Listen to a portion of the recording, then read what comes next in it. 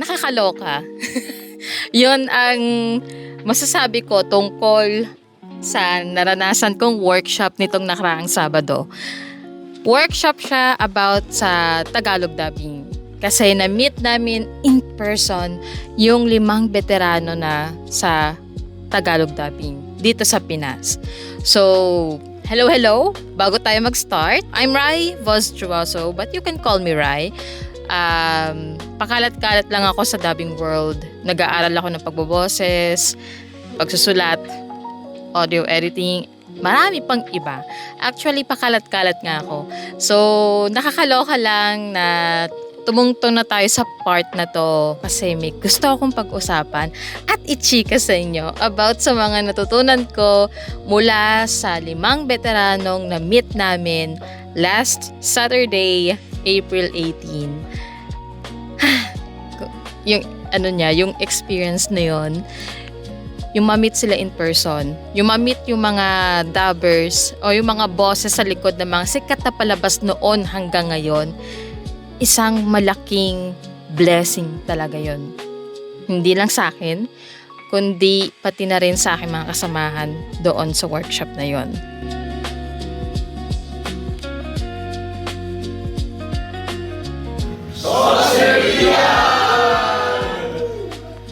Nung nasa biyahe ako papunta pa lang sa studio, ang mas iniisip ko nun is yung gagawin namin. So, ano yung may experience namin doon at ano yung mga dapat namin matutunan. Naligaw pa ako, nakakahiyo. Second time po kasi makapunta dito, tapos mabigat pa ng gamit. So, yun.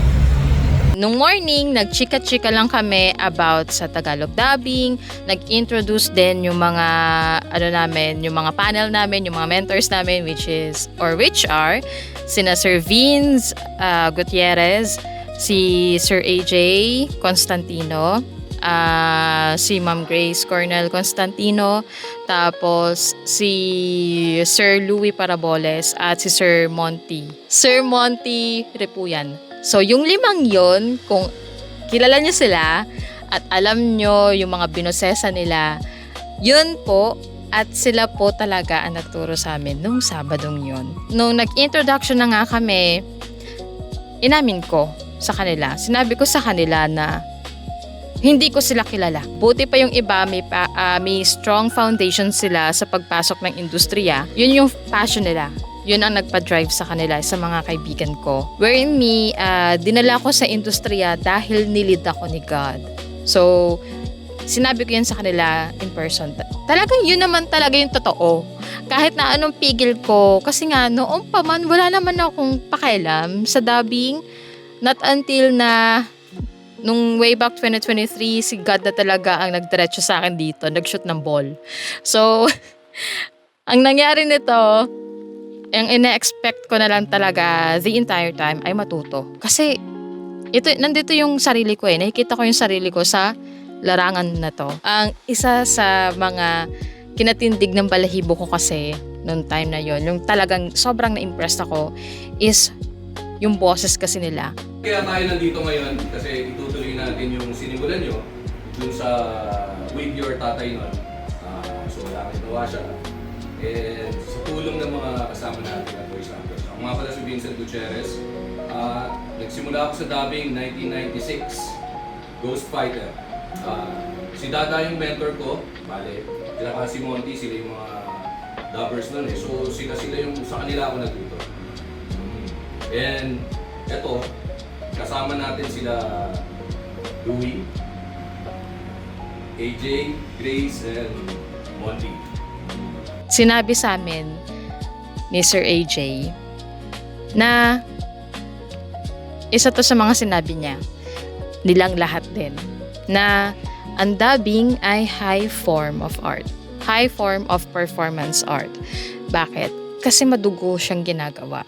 Kasi sinasalin, syempre inaaktuhan mo pa, and at the same time, ang dami niyang proseso. As in, hindi lang siya about sa paglalapat, sa pagboboses. At hindi lang siya about sa kung anong akala natin sa telebisyon kapag napapanood natin. Hindi lang siya about sa paggagawa ng mga funny voices katulad ng sinabi ni Sir Jeff nung sa interview. At most importantly, hindi siya basta racket lang o gig lang. Kung nandito yung sarili mo at may puso ka at nakikita mo yung sarili mo sa dubbing katulad ko, it is your job talaga. Trabaho mo to eh. At nandito, passion job mo to. Nandito ka eh. It's more on the passion at pagmamahal at respeto sa craft mo. And hindi lang yon, syempre, pinaka-importante sa voice acting is you're using your own voice. Kasi iyan talaga at iba't iba naman din ang boses nating lahat. Sa totoo lang, at doon ko rin na-realize na yung ating boses, sila din ang nagpapakilala sa atin. Pero kinakailangan pa rin ng akto. Kasi yun talaga ang isa sa mga pivotal or essential part ng dubbing, pag-akto. Foundation mo yung boses mo, may sarili ka ng boses, pero yung pag-akto mo at pagiging natural at pagiging original, yon ang isa sa mga susi sa pagdadub. Nandito tong dubbing na to para sa kanila. At ito yung pinili nila para sa sarili nila kasi nandito yung puso nila, yung pagmamahal nila, at yung dedication nila. Kasi isipin nyo, like, ilang taon na sila nagdadub, ilang dekada na silang nasa industriya, ang tagal na. At hindi lang yon, yung mga knowledge nila, gusto talaga nilang ibahagi. At yun ay nagawa na nga, nangyari na nga, na ibahagi na nila sa amin. Nag-jot down ako ng notes.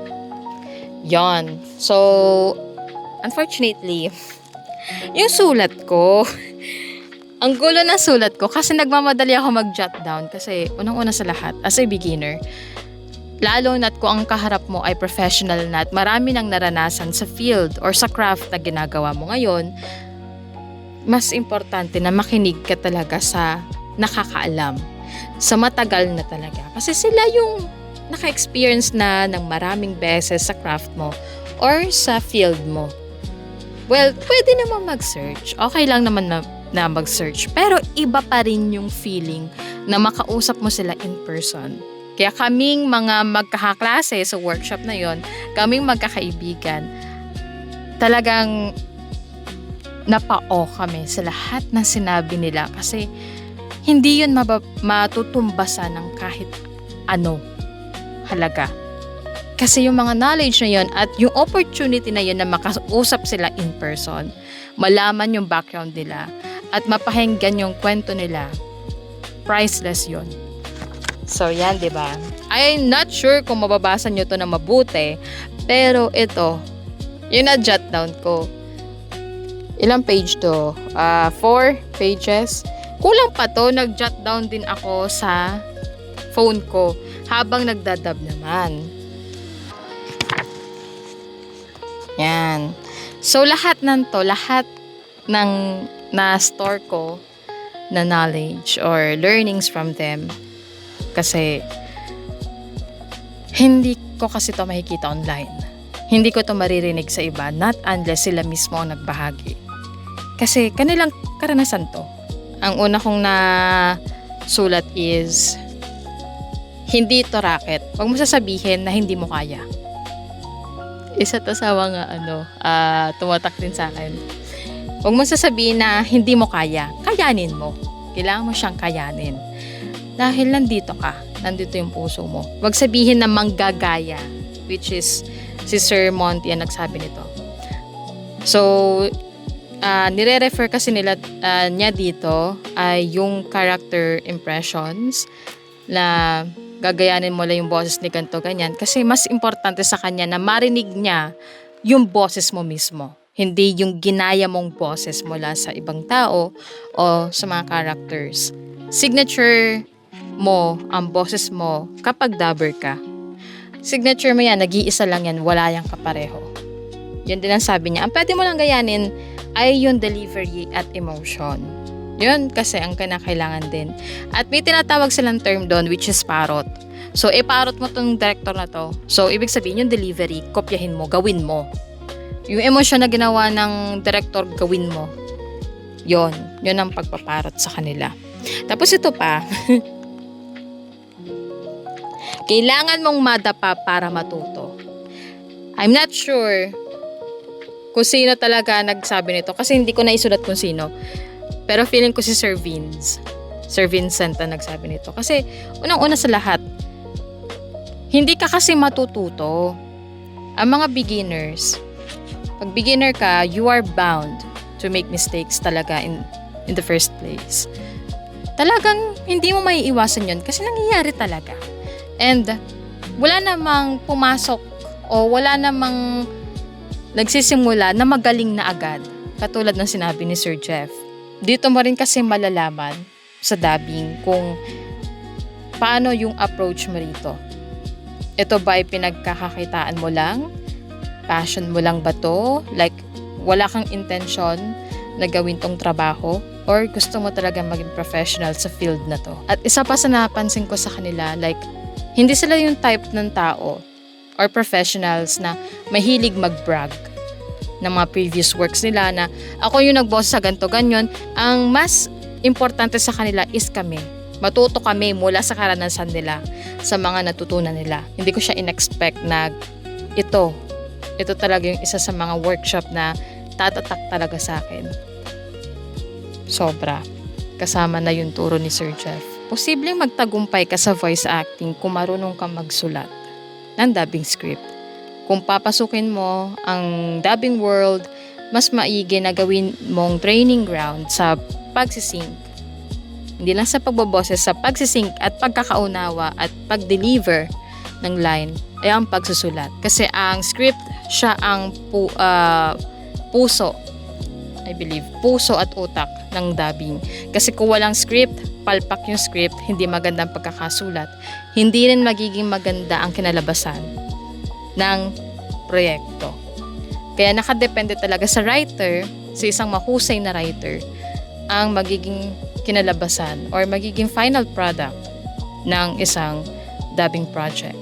Be proud of yourself sa lahat ng ginawa mo. Although baguhan ka pa lang at alam mo sa sarili mo, hindi talaga maganda yung mga ginawa mong projects before. But still, napagtagumpayan mo yon.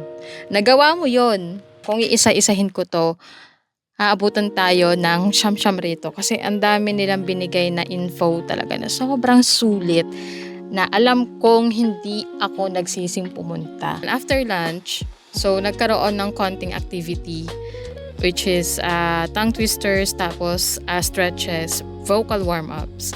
So, madalas ko siyang ginagawa but still nagkakamali pa rin ako. I still stumble talaga sa words ko. Kinakailangan malinaw ka magsalita. Hindi lang talaga sa ganda ng boses mo binabase ang voice acting. It's how you deliver. So, after nun, nung konting exercises, so tumaas na kami. By group kami. And kinakailangan na pag nagdadub, nasa loob din ng booth yung by group. So, dito sa groupings na nasamahan ko, masaya silang kasama. Nagbato-topic pa kami sa loob.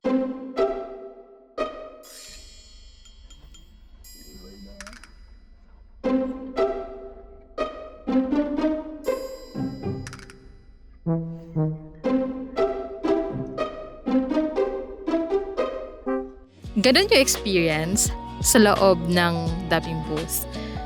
Minsan nakaka-conscious kasi maririnig mo yung sarili mo sa microphone. Nakakalito siya kasi dalawang screen ang titingnan mo o syempre dalawa yung titingnan mo at pagsasabayin mo isi-sync mo which is yung script at yung buka ng bibig ng character. At hindi lang yun, syempre yung boses mo pa at yung pandinig mo, kailangan matalas yung mga yan. Kailangan lahat ng parte ng katawan mo ay napapagalaw mo. Kasi hindi lang bibig, utak, tenga, lamunan, boses ang mapagalaw mo. Kaya kailangan na may emosyon ka rin, may puso. Kasi ito yung pinanghuhugutan mo ng emosyon. Ipapakita ko sa inyo, wala nga lang picture, yung naging comment sa dub ko. Sabihin mo, binubuli ka no? Tama ba ako? Halata naman, kahit ako bubulihin din kita. Dahil ba sa sumpa mo? Kita sa mukha mo, ang gusto mo mabait ang tingin sa'yo ng lahat. Nakakasuka. Ba't umaasta kang biktima, ikaw nga tong pinoprotektahan? Duwag ka na mula pagkabata no, hindi madali ang buhay dito sa Jujutsu High. Hindi tatagal dito ang walang goal gaya mo. Yun no, ganda no, no? Hindi kaya lang yung mula na nagpatanggihan niya ka na naman. So yun yung kailangan mong i-train sa sarili. Pangalawa siya babae pero tulad niya na may pukul din. Ang tigas, no? Medyo lang, try mo din ibukan yung bibig. Naririnig ko pa rin Yung tipid. tipid. Ibukan yung, ano nyo. Tulad niyan, nabigyan ako ng critic. So ngayon na alam ko na kung saan ako nagkamali, doon ako mag-i-improve. At yun ang sinabi din nila Sir Vince na kung saan ka nahihirapan, kung saan ka nagkakamali, kung saan ka medyo tagilid pa ng konti, yun ang aralin mo ng aralin. At kailangan mapagpantay mo yung strengths at weakness mo. Para at least, diba, mapaghanda mo yung sarili mo. Yun nga ang sabi nila sa amin na lahat ay may boses naman. Lahat ay marunong. Kailangan lang i-workout pa. Kailangan pang matuto at hasain. Nung una, nagda-doubt pa nga ako. Worth it ba? Worth it ba na i-take itong field na to? At yun yung tinanong ko rin sa Q&A sa kanila. Last question. So ako, binida ko na yung sarili ko kasi gustong-gusto kong malaman. Talaga, I'm desperate to know. Is it really worth it na ibigay yung buhay ko, ilagay yung sarili ko sa industriya na to? And kung may pinagsisihan ba sila sa desisyon na yon? So parang pinakita sa akin, sinabi sa amin lahat na kaya nga kayo nandito kasi gusto niyo matuto. At kami, hindi to yung eksaktong sinabi, pero ito yung naging mensahe para sa akin. Kami ang pruweba, kami ang patunay na worth it siyang gawing full-time.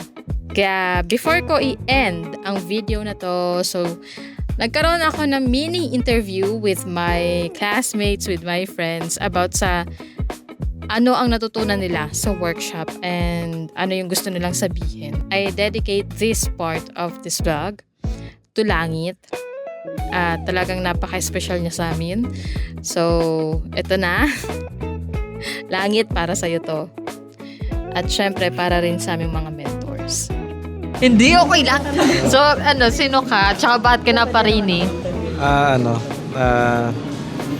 Isa akong dating student ni Sir Jeff at napabilang ngayon sa workshop kasama sila Sir Vince. Enjoyable naman kasi yun nga, marami akong natutunan. Although yung iba doon na naturo na ni Sir, may mga additionals din na na-adapt ko sa mga sinabi nila ngayon. Kanina pala. So, anong masasay mo naman ngayon sa workshop natin? Nung wala ka pa sa studio, parang walang kaba. Okay, walang kaba, parang kaya mo.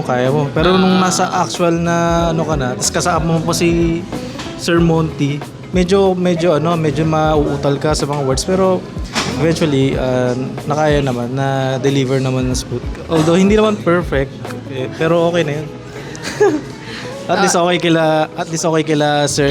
Sir. Pero satisfied ka naman? Hindi. Gusto mong bumawi. Hindi kasi first. Pero ngayon, nasasabi mo ng confident ka na.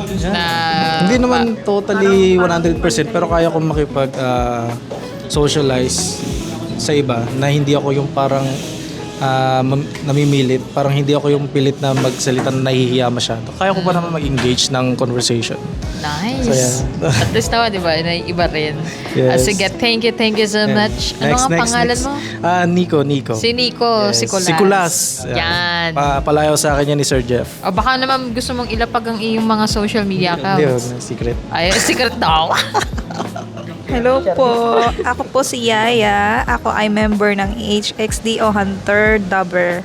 Si Sir Jeff Otanes ang aming mentor.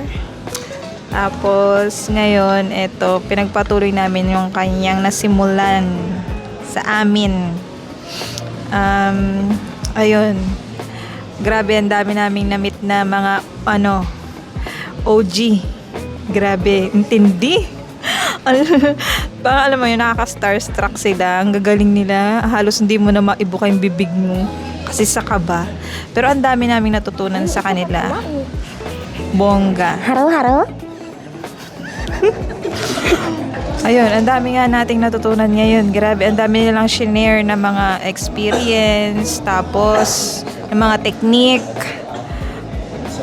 Tapos, ayan. At dahil doon sa mga na-share nila na yun, i-apply ko ngayon yun. Pag nag-pandab ako. Apply mo ngayon na. Oo. Malay mo soon, di ba? Ako, actually, today is so fun. Nabombard ako ng maraming information. At saka at the same time, kumain kami ng maraming vegan chicharon. So, ayun nga. Seriously, masaya yung workshop. Ayoko lang talaga ipakita yung mukha ko dahil para akong pork chop. Sa akin yung bibig, sa'yo din oo. So, ito, hindi naman namin sirain itong ginagawa ni Rai, pero kasi talagang personality ko. So, ayan, masayahin. So, yung regarding sa workshop, masaya naman kami. So, yun lang, masaya. Tsaka maraming salamat sa pagpunta dito, Ate Rai, tsaka sa pagpapagamit ng maganda mong microphone na may balahibo. So, yun, seryoso, marami ako natutunan. Kahit na, hindi ko alam kung may apply ko sa dami ng information. Basta, yun, masaya. Kumusta ka naman sa workshop? Ayun, tulog. Nag-e-enjoy ako. Totoo yun. Pero kasi dahil hindi ako nakatulog sa dami ng trabaho ko, inantok ako. Pero kahit na inaantok ako, marami ako natutunan.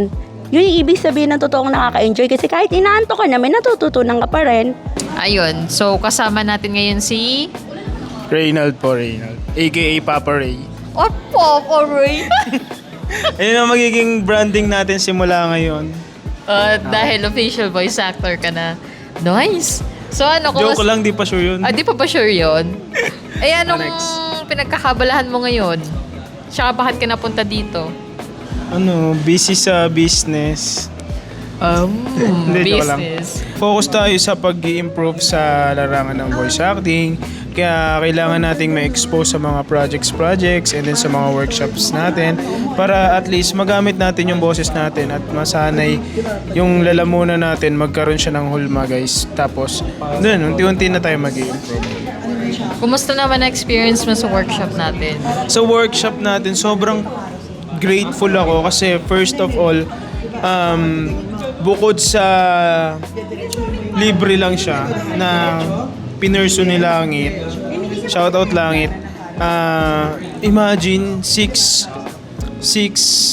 professional voice actors. Tama ba? 6? 6?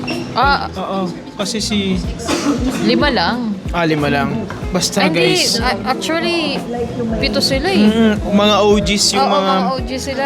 Pero ayun naman, sabi ni Sir Monty, hindi daw sila doon para magbigay ng lecture. I-share lang nila yung experience nila. Kasi, sobrang swerte natin kasi sila yung pinaka na-expose or sila yung may pinaka malawak na experience sa larangan ng voice acting.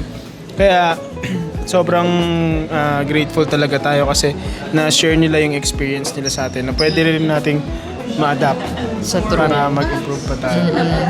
Pero naman, gaano ka ka-satisfied? 10 over 10 matik na. Oo, siguro i-apply ko na lang sa sarili ko yung mga natutunan ko na anong sabi natandaan ko sa sinabi ni Sir AJ is be faithful Be faithful. to your character. And then voice acting needs dedication talaga, guys. Ayun, thank you Reynald. So yun, may gusto ka bang ilapag na social media accounts? Shoutouts. Or Siyempre, shoutout, oo. kung gusto Since mo. nandito na tayo, ang pinakamamahal kong tahanan, which is ang Hunter Dabber.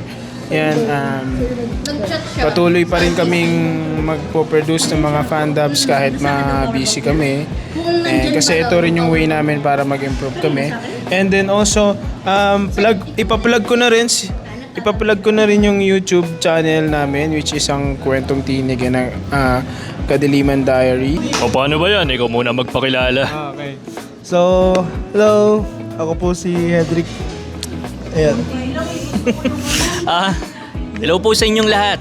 Ako nga po pala si Rolly Capus and syempre kasama namin si Madam Langit. Maraming salamat sa iyo. Hulog ka talaga ng langit. Huwag ka munang sumalangit ha. Grabe.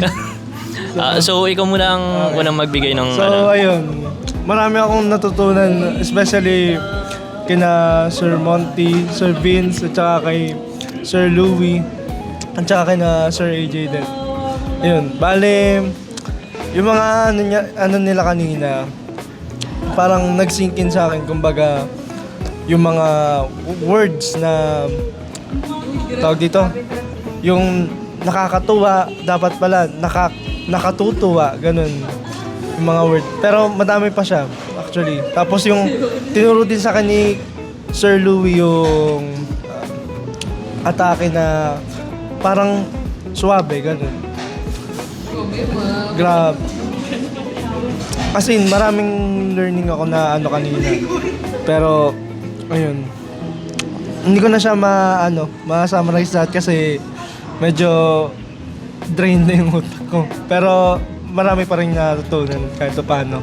Ayun lang. Bola lang yan. So yun, marami naman po akong natutunan. Bagamat malamig dahil may aircon. Ayan, kailangan talagang sanayin sarili sa aircon pag mga ganyang studio. And yes, marami kaming natutunan mula sa mga experience ng 5 dubber na nagturo sa amin. Mga legendary talaga. So, ayan, nung pinasubok nila kami talaga sa studio kung paano mag-dub, nakakakaba pero masaya. Nakakapanibago dahil yun nga, maririnig mo yung sarili mo sa headphone pero ang tawag dito Conscious. oo.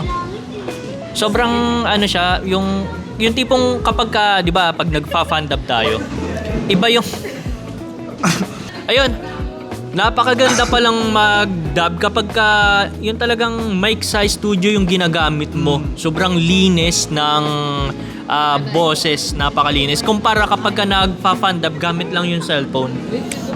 At saka, yung kakaiba pa na thing is may nagde-direct talaga sa'yo, which is a good thing kasi kapag hindi maganda yung atake mo, parang iginagad ka nila, parang, uy, parang sumablay tayo dito, parang ganun.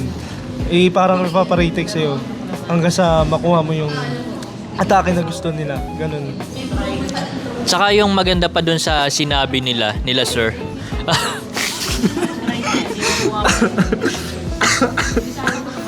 Sino yan? Hoy, SpongeBob. Yun. Ang maganda dun sa tinuro nila sir, like katulad namin, mga nag-impersonate kami. And sa pagpasok sa industriya ng dubbing, kailangan pala magkaroon ka ng i-build mo yung sarili mong boses, yung wala kang ginagaya, yung sarili mo lang talaga na atake na kung saan ka mas makikilala. Hindi yung nanggaya ka lang ng boses. Dapat meron silang tatatak sa'yo na ikaw mismo yung nagmamay-ari ng boses na yun. Ayan. Shoutout sa'yo, Langit. Shoutout Langit. Thank you. Wow! Ang lupit mo! Kasi wala kami dito. Wow! Hello Langit, tingnan mo, magkamukha tayo. So ayun, kukwentuhan kita ng konting bagay tungkol sa nangyari sa workshop namin. And I would like to say thank you kay Ate Rai for giving me a chance na mag-emote dito sa video niya. So ayun nga, di ba magkamukha tayo sa picture? So masaya, and I wanna say thank you kasi syempre, kung hindi dahil sa'yo, hindi namin makilala si Sir Vince. So yan, nag-emote ako, nabagsak yung camera, kainis. So yun, nilook forward ko na lang din yung pag-uwi mo. So yun lang, gusto kong sabihin, thank you so much for being so nice to us. And Dahil sa'yo nagkaroon kami ng ganitong opportunity. So, bawi na lang kami sa'yo pag umuwi ka na rito. Alright! Yun lang. Basta masaya. Kasi na-meet ko yung favorite ko na voice actor. Ang ganda talaga, magkamukha tayo. Pwede ba tayo maging magkapatid? Mas makapal lang pala ng konti kilay ko sa'yo. Ihi! Hi, I'm Saika, aka as Saika Verb. Girlfriend ko nga pala, si Sky. So, ang natutunan ko sa workshop kanina, dahil sa marami tayong mentors, shout out sa ating mga magagaling na mentors, sa si Miss Mary May, si Sir Monty, si Sir AJ, limin ho na yun si Sir Vince, and si Sir Louie. So, lahat po kami ay natuto, of course. Lahat po ng mga itinuro nila dapat po natin talagang i-apply sa pagdadab. And ang hindi ko makakalimutan doon is how you project your voice. Lalo na sa mga, hindi mo na pwedeng sabihin na mahina yung script, di ba? Pero napaka-intense pag sinabi like, ayoko na sa'yo. Na dapat, ayoko na sa'yo, gano'n. So, dapat may project. Hindi ko siya magawa ngayon kasi nasa public kami. Pero thanks to our Queen, King yan eh. Pogi nito eh. So, iba ba, Char? Ayun na. And thank you so much sa mga tinuro nyo na dapat namin i-apply talaga. And lagi po namin babaunin nyo sa aming panghabang buhay. Ayun. Thank you po. Thank you so much. I love HXD. Hi, I'm Jeneline and kasama ko na naman itong mahiwagang picture ni Sora Chan, si Sky. So yun, ang masasabi ko lang sa voice acting workshop with Sir Vince, Sir Monty, Sir Louie, Sir AJ and Ma'am Grace.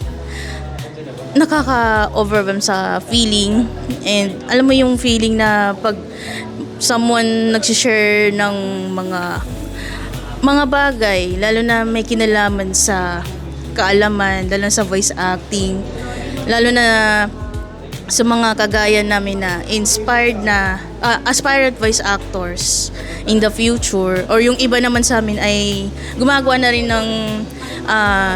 ng karera sa loob.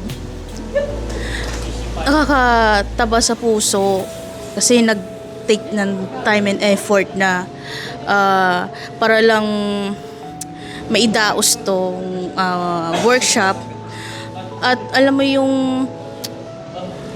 yung feeling na bibihiral yung ganitong pagkakataon na maidaos to kasi pag mga ganitong bagay sinusulit dapat eh. Hindi lang yung basta attend ka lang para maging present ka lang, hindi. Dapat present ka dahil ginusto mo na matuto at mag-expand pa ng knowledge and wisdom sa mga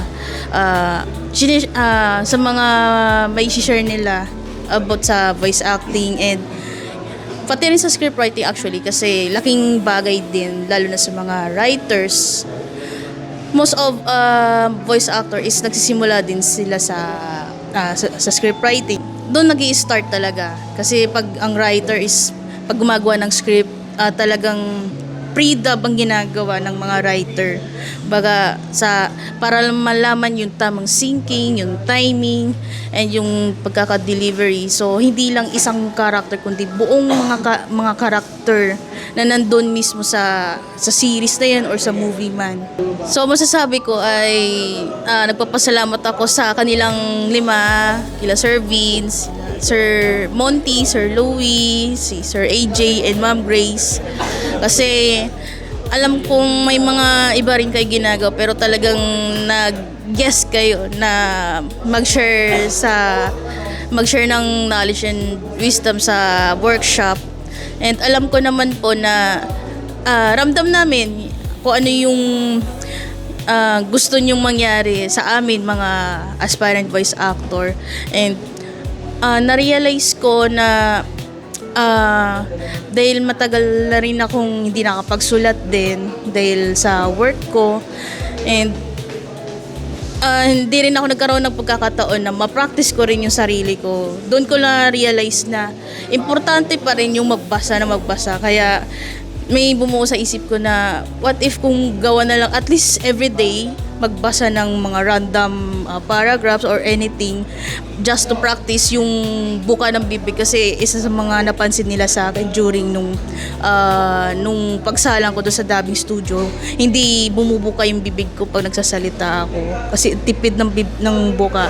And nakakatuwa kasi sa kabila ng mga feedback, may nakita rin sila na positive din. Like yung may sinasabi nila may tenga daw ako.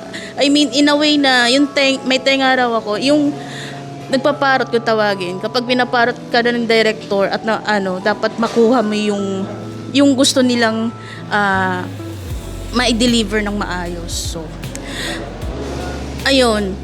So, super thank you din kay Sora Chan, ito, at saka kay Sir Vince, sa inyong dalawa, to make this workshop possible. And sa lahat ng mga kaklase ko, mga soserian, mga soserian, ayan, tama, walang S, kasi Tagalog nga naman, mga soserian. It's nice meeting you ulit sa mga na-meet ko noon at sa mga first time naman, and nice meeting you din for the first time. So, I hope hindi pa to huli ang lahat. Magkikita ulit tayo. Hindi man sa kagaya nito, at least sa ibang pagkakataon. So, ayun. God bless. Bilang host nitong vlog na to, syempre, gusto ko rin magbigay ng mensahe. Hindi mangyayari ang workshop na to kung hindi dahil sa kaibigan naming si Langit. So, thank you very much. Dahil sa'yo, naranasan namin to. And sobrang laki at sobrang blessed ako na nakilala kita. Sobra na hindi ko masabi na ano yung perfect word dito, pero I'm beyond grateful talaga sa opportunity na to kasi bihira talaga siya. At first time kong makagrasp ng ganitong opportunity na sobrang bihirang mangyari, lalo na sa mga baguhan na katulad namin. Kaya thank you so much. Dahil sa'yo, lalo akong ginanahan. And ginanahan dito sa industriya ha. And I think I did my job. I did my my part naman na sa pagdadub. Kasi gusto ko makabawi sa'yo. So, I'm very, very blessed that I met each you in this lifetime. So, ganun din sa aming mga mentors, Sir Vince, Ma'am Grace, Sir AJ, Sir Louie, Sir Monty. Sobra talaga ako nagpapasalamat sa inyo po dahil yung lahat ng aral na binahagi nyo sa amin talagang tumatak sa akin bilang baguhan. And thank you very much for answering my question na kung worth it bang i-full-time to. And now I know the answer. Thank you sa lahat ng tinuro nyo po sa amin. Wala tong katumbas at hindi to matutumbasan ng kahit na ano. Napaka mapalad namin na ma-meet kayo in person, makausap at makilala kayo in person. Kaya ayokong palagpasin to kasi alam ko na mula sa inyo marami akong matututunan at hindi niyo naman po ako na-fail doon. As in, satisfied pa nga ako to the highest level. Dahil nga sa mga chinika nyo sa amin. Dahil sa mga binigay nyong aral sa amin mula sa mga experiences nyo rin. Sa mga past mistakes, sa industriya, sa mga dapat nyo pang alamin at kilalanin. At until now, na nandito pa rin kayo sa industriya, talagang porsigido po kayo nagturo sa amin. Kaya, I'm beyond grateful too na umattend ako sa workshop nyo. Sobra. Hindi yan talaga mapapantayan. As in, nabombard ako pero grabe talaga eh. Grabe. Grabe yung iniwan ng workshop na to sa akin. Kaya ganito na lang ako makapag-react. Kasi hindi ko akalain na darating yung point na ganito na mamimit ko sila in person, mahikilala ko pa sila, narinig nila yung boses ko. Kaya grabe yung experience na to. Sobra.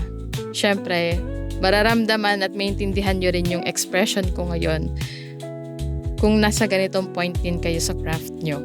Na talagang confused kayo, nagda-doubt kayo minsan sa skills nyo, kung may mapapala ba kayo rito. Kasi minsan iniisip ko talaga na tumigil. Pero ang aga ko pa para gawin yon. Like, wala pa nga ako napapatunayan. Kakabalik ko nga lang tapos tigil na agad. Dahil nahihirapan. Hindi. Wala talagang shortcut sa pagkatuto, sa pagkabihasa sa isang bagay. Kinakailangan na maghirap ka talaga. Kasi nandyan yan. Tumanim to sa akin bilang aral. And sana sa inyo rin. Sobrang fulfilling. Ang sarap sa feeling na you're doing your best. At you keep showing up on your craft. Kasi alam mong mission mo to, calling mo to, passion mo to. Grab the opportunity while you can. Katulad na lang ng mga ganitong oportunidad, hindi siya basta-basta dumadating. Bihira siya mangyari, pero once na nag-grab mo siya, sinubukan mo, ginawa mo ng paraan, nag-take ka ng risk, inalam mo, then you will know na hindi sayang yung pagod mo. Kaya sobrang nagpapasalamat talaga ako na pumunta ako nung araw na yun. At na-meet ko silang lahat. Dahil isa lang naman ang goal namin sa araw na yun. Matuto. At maintindihan namin ang isa't isa. Thank you very much and kita-kits sa susunod na episode or sa susunod na vlog video. Bye!